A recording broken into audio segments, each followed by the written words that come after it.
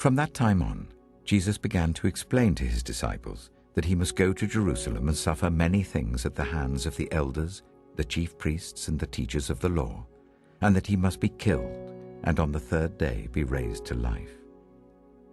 Peter took him aside and began to rebuke him. "Never, Lord," he said. "This shall never happen to you." Jesus turned and said to Peter, "Get behind me, Satan.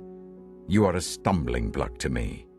You do not have in mind the concerns of God, but merely human concerns." Then Jesus said to his disciples, "Whoever wants to be my disciple must deny themselves and take up their cross and follow me.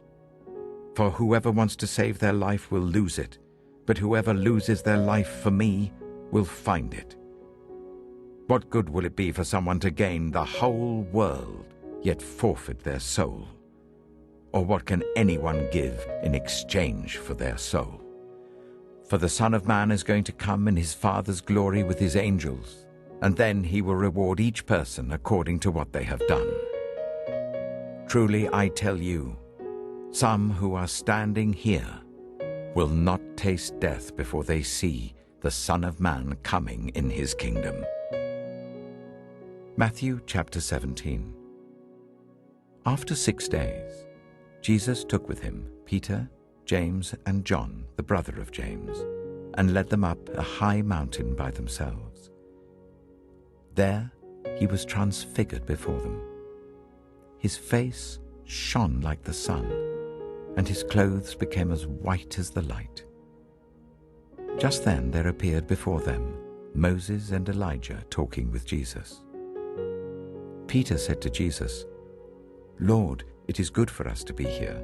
If you wish, I will put up 3 shelters, one for you, one for Moses, and one for Elijah."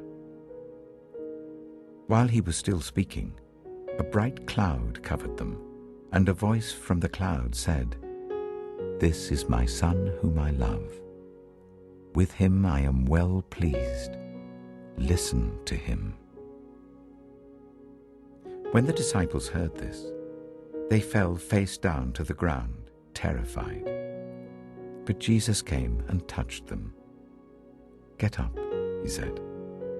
"Don't be afraid." When they looked up, they saw no one except Jesus.